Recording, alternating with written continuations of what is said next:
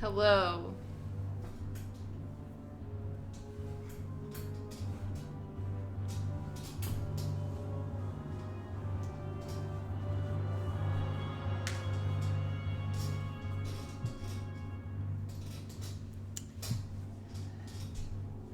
Don't hyperventilate, DJ Mike.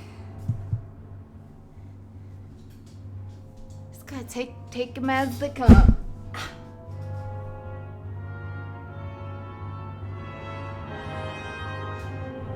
Take them as they come.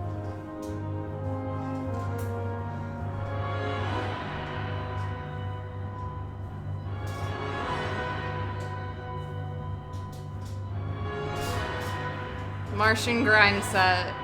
Exactly.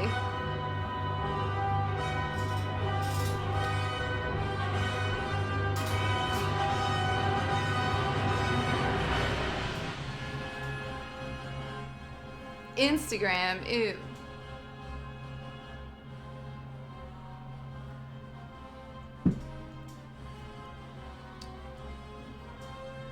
Thank you, Purple Wayne.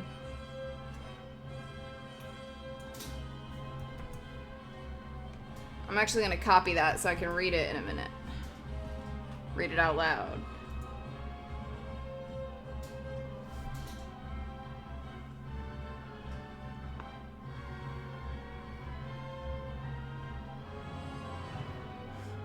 Right, you're a year younger than me, so you're probably on TikTok.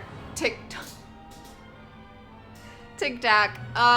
No, actually, you should know better. I'm not on any of that shit. You shouldn't be either.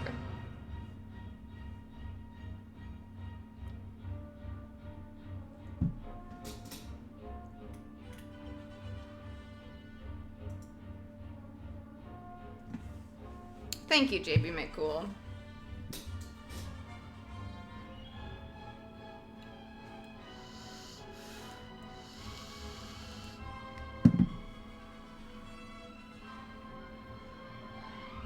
I'm not actually on Instagram because I can't get the app on my phone. Oh, wow.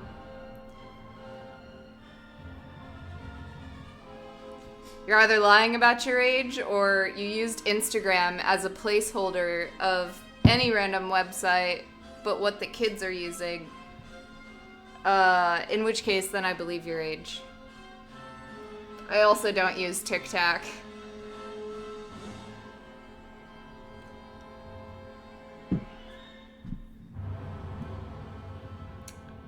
Or the Facegram.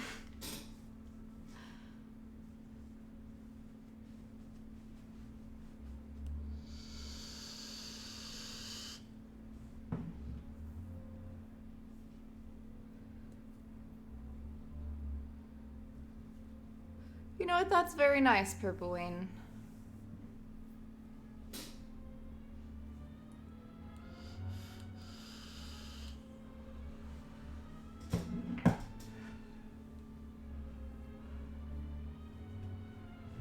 I don't know. I don't really know much about what the demographics are these days. But they're scaring me.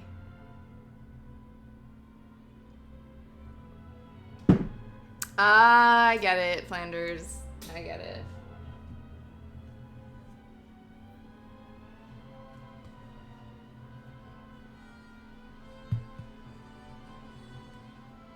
So, we are about 47% of the way through Red Mars in 2 different PDFs easily found online, either on page 258 out of 544, 258, or 185 out of 396. We are still in part 5, Falling into History, and we just finished the subsection, ending with the words, "Then the sun calls the shots. Remember that." God, I love the sun. Very true, very true. That's exactly where we are. And in my book, we're on page 316 out of... If I read the last sentence of this book, I'm going to be really mad. Oh my god. Okay, wait. No way. Oh, okay. 669. That was very difficult. I really didn't want to read the last line.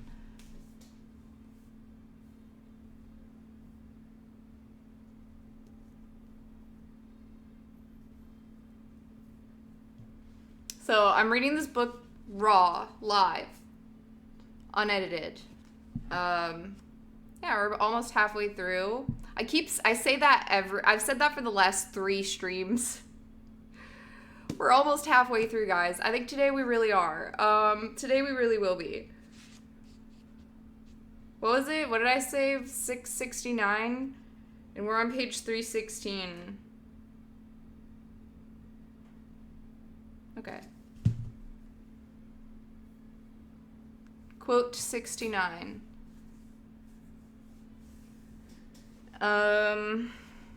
Yeah, so we're reading it. I hope most of you know what's going on, because I literally forgot. John came back from his mission. We're terraforming Mars, by the way. You have no idea what's going on. Damn it, Vops. I give a great summary every week. Some weeks are a little rough, but I do a pretty good job, and I get everybody caught up to speed. And then this week I was like, oh, I'm tired. I kind of don't remember what I read last week. Everyone knows anyways, and now you're here, I have no idea what's going on. Mars, the red planet, closest to Earth in our solar system. Surely life must exist on it. We dreamt about the builders of the canals that we could see by telescope, about ruined cities, lost Martian civilizations, the possibilities of alien contact. Then the Viking and Mariner probes went up and sent back nothing. Mars was a barren planet, lifeless, sterile, uninhabited. In 2019, the first man set foot on the surface of Mars. John Boone, American hero. In 2027, 100 of the Earth's finest engineers and scientists made the first mass landing. Their mission? To create a new world. To terraform a planet with no atmosphere, an intensely cold climate, and no magnetosphere into an Eden full of people, plants, and animals. It is the greatest challenge mankind has ever faced, the ultimate use of intelligence and ability, our finest dream. So yeah, we've done a lot of that already. Now, John Boone, American hero, is narrating part 5. He is investigating several instances of terrorism on the surface of Mars, including, but not limited to, blowing up trucks and knocking satellites out of orbit.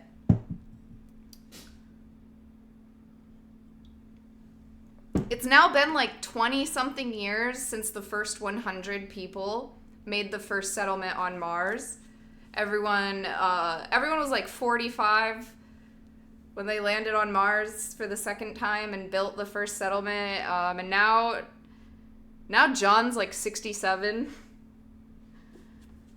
And there's thousands of people on Mars now.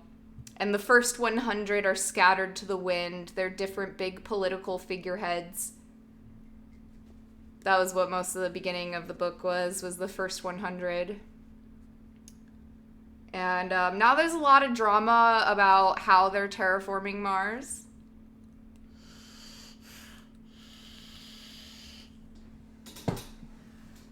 It's basically reds versus the greens. Most people are greens. They want Mars to be terraformed, and apparently there's a small subset of whiners who are like, Mars should stay red. We're moving too fast. Maybe one day we can terraform it, but don't you think we should at least, like, document it first? But everyone's like, no, I want a space condo. I want to be a space miner and have a space wife in my space condo. So those are the Greens. They're all right. They're fine people. Yeah, and so John, he's like a celebrity because he's the first man on Mars. He's literally that guy. So he's very apolitical. And right now he is also Mars' first detective, solving crimes committed by the Reds. Or unknown. They're like, yeah, I want to pay space rent. We need to build that parking lot now.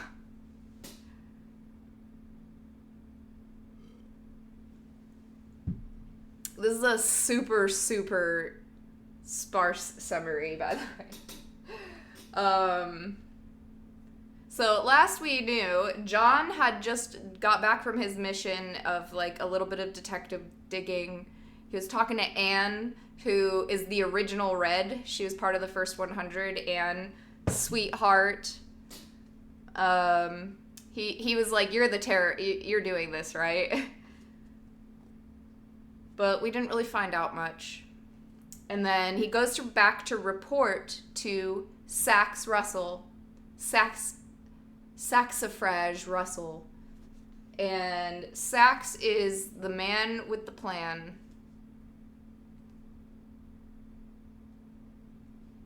The end.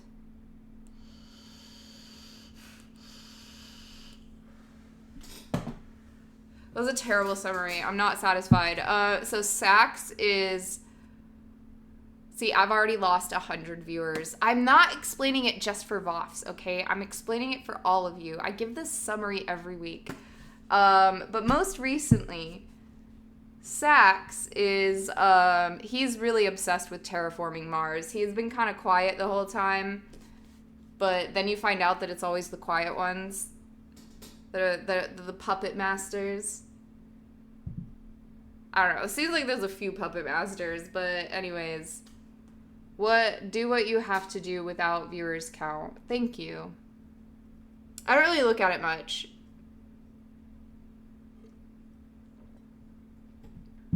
But it is useful information. So Sax is like, dude, we can terraform Mars. That's my only passion in life. He's crazy. And since Mars is not terraforming since Martians are not terraforming fast enough, Sax is kind of trying to do it himself. John rolled his eyes. Sax, who's paying for all of this? Or, sorry, let's start a little further back. Oh yeah, so John has just finished his report on terrorist activity to Sax. Of course, Vlad and Ursula and their group have stuck suicide genes into everything they've made, John said. But those are meant to stop over-success, or mutational accidents. If someone were to deliberately circumvent them and concoct something that fed on over-success, we could be in trouble. I see that.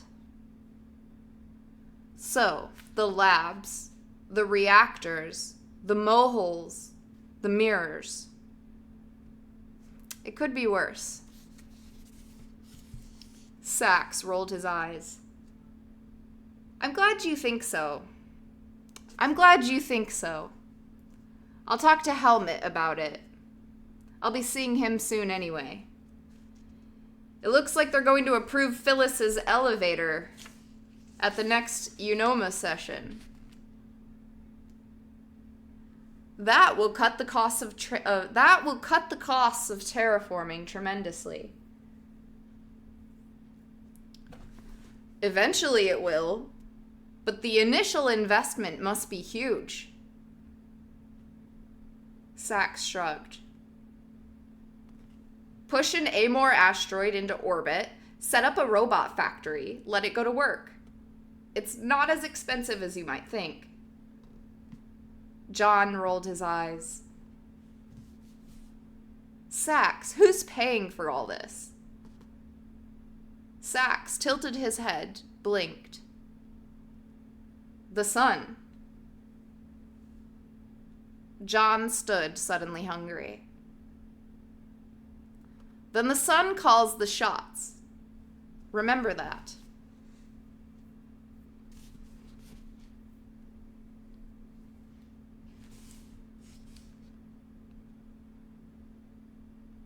I don't know how to pronounce the first word of this next part.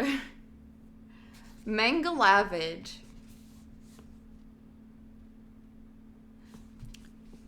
Manga. My mind just sees manga. Mangalavage. Mango. Mangalavid broadcast 6 hours of local amateur videos every evening.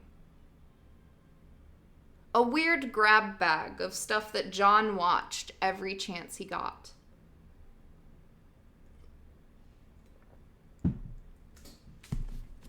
So after building a big green salad in the kitchen, he went to the window room on the dorm floor and watched while eating, glancing from time to time at the florid sunset over Ascraeus. The first 10 minutes of that evening's broadcast had been shot by a sanitary engineer, working on a waste processing plant in Chasma Borealis. Her voiceover was enthusiastic but boring. What's nice is we can pollute all we want with certain materials. Oxygen, ozone, nitrogen, argon, steam, some biota. Which gives us leeway, which we didn't have back home. We just keep grinding what they give us till we can let it loose. Alright, I'll wait for ads.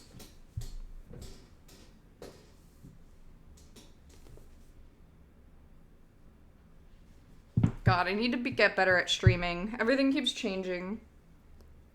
Also, it's been the same for a while. Ow.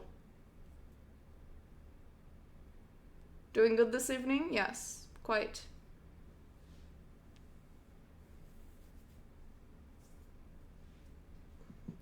Ads over? God bless. Thank you, Uga. Excuse me, I just burped.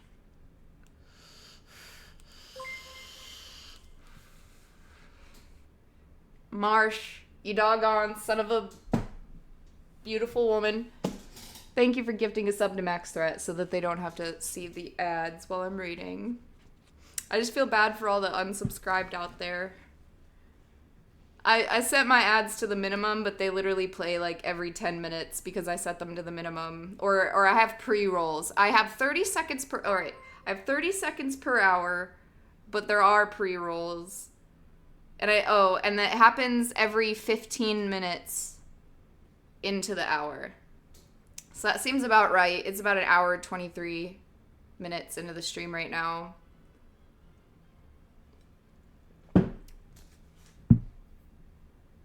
No, I refuse. Okay. We can pollute all we want with certain materials. Oxygen, ozone, nitrogen, argon, steam, some biota, which gives us leeway we didn't have back home. We just keep grinding what they give us till we can let it loose. Back home, John said to himself. A newcomer. After her, there was an attempt at a karate bout. Both hilarious and beautiful at the same time. Then, 20 minutes of some Russians staging Hamlet. I get it. It's public broadcast TV on Mars. I love it. Imagine, okay, since this book was written in 1992 and this edition is from 95, imagine he's flipping through Twitch streamers. or YouTube videos. This gives us leeway we didn't have back home. We just keep grinding what they give us till we can let it loose. Back home, John said to himself, a newcomer. After her, there was an attempt at a karate bout, both hilarious and beautiful at the same time. And then 20 minutes of some Russians staging Hamlet in pressure suits at the bottom of the Tirana Patera Mohole, a production that struck John as crazy until Hamlet caught sight of Claudius kneeling to pray, and the camera tilted up to show the mohole as cathedral walls, rising over Claudius to an infinitely distant shaft of sunlight, like the forgiveness he would never receive. John shed a manly tear. John shut off the TV and took the elevator down to the dorm. He got into bed and relaxed. He got into bed and relaxed. Karate as ballet. The newcomers were all still engineers, construction workers, scientists of all kinds. But they didn't seem as single-minded as the first 100. And that was probably good. They still had a scientific mindset and worldview. They were practical, empirical, rational.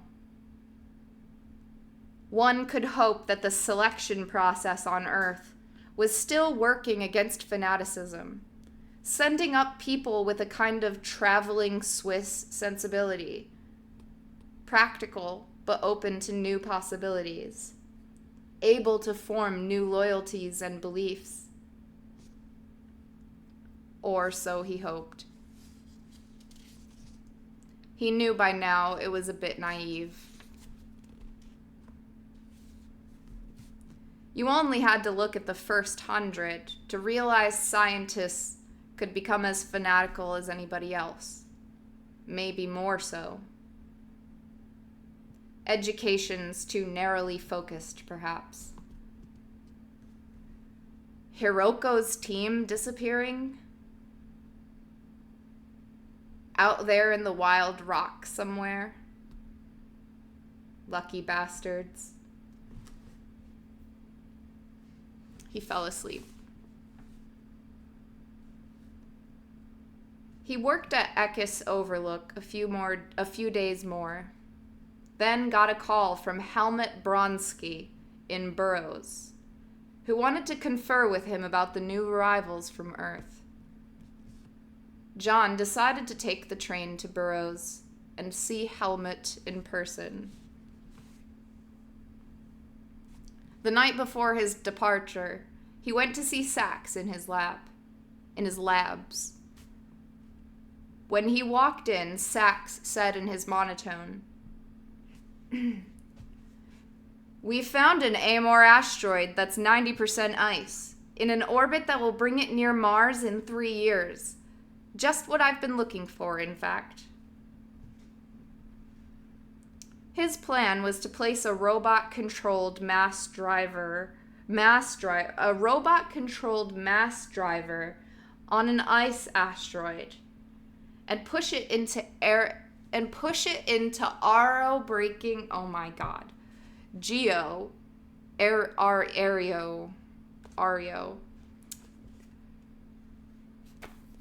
The author of this book has invented a word that is very frustrating, which they invented. If like Earth is like, you know, the geocentric language, then on Mars, geo would not mean like Martian geology is like kind of a what's the word? Not a contradiction, like I don't know how to say this though. Because it's based on the Roman god that was Mars. Mars is known as Ares.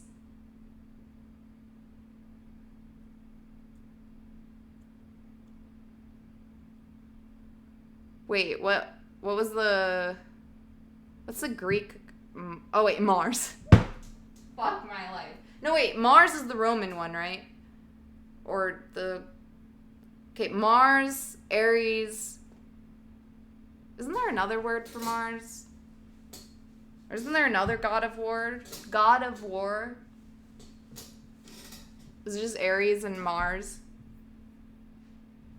Mars is Roman, Ares is Greek. Okay, so they're using the Greek word as a root for planet things like areology,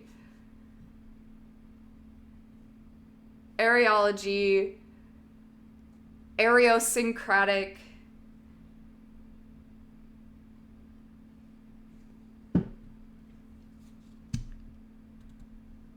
Aerobraking. Or, no, I am so stupid. This literally means arrow. As in air. Aerobraking. I thought Mars didn't have air, though.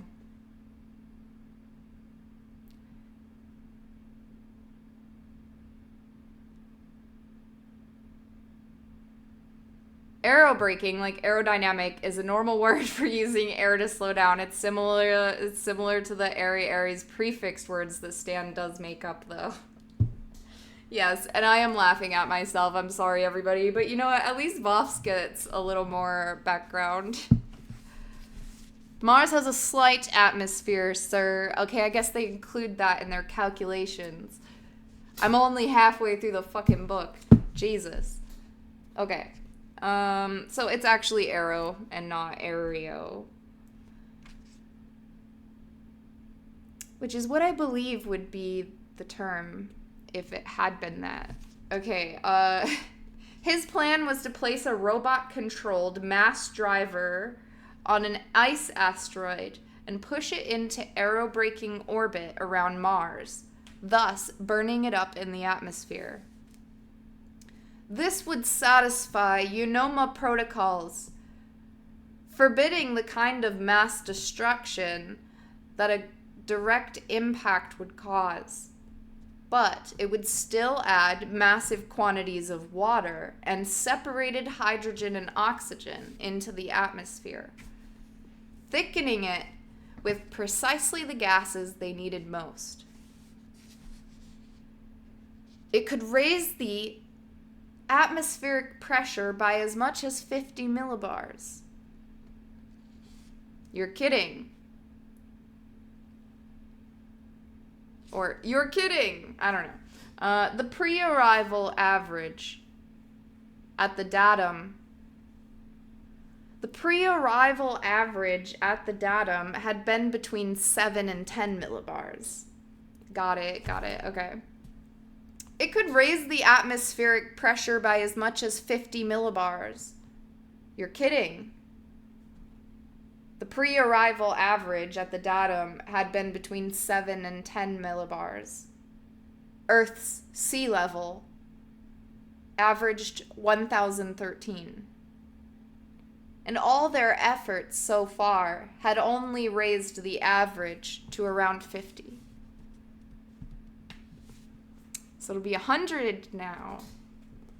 Yeah, Earth's average is 1,013-ish. Yeah, Earth's sea level average is 1,013. And all their efforts so far had only raised the average to around 50. One ice ball will double the atmospheric pressure? That's what the simulations indicate. Of course, with the initial level so low, doubling is not as impressive as it sounds. Still, that's great, Sax. And it'll be hard to sabotage. But Sax didn't want to be reminded of that. He frowned slightly and slipped away. John laughed at his skittishness and went to the door. Then he stopped to think and looked up and down the hall. Empty. and no video monitors in Sachs's offices. He went back in, grinning at his own furtive tiptoes, and glanced around at the paper chaos on Sachs's desk. Where to start? Presumably his AI would be the repository of anything interesting, but probably it would respond only to Sachs's voice, and would surely keep a record of any other inquiries. Quietly, he opened a desk drawer. Empty. All the drawers in the desk were empty. He almost laughed out loud, stifled it. There was a stack of correspondence on a lab bench. He picked through it. Mostly notes from biologists at Acheron. At the bottom of the stack was a single sheet of unsigned mail with no return address or origin code. Sachs's printer had spit it out without any identification that John could see. The message was brief.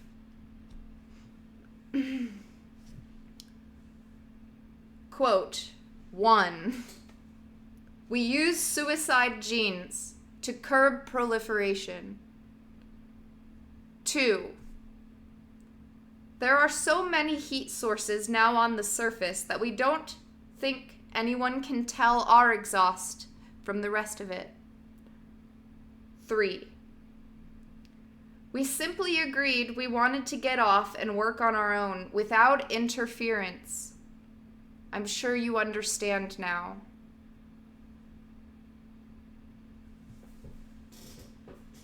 After a minute of staring at this, John whipped his head up and looked around. Still alone. He glanced at the note again, put it back where he had found it, and walked quietly out of Sachs's offices.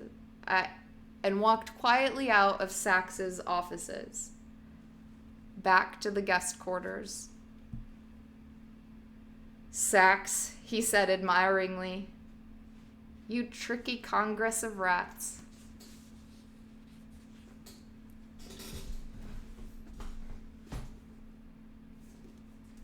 I have to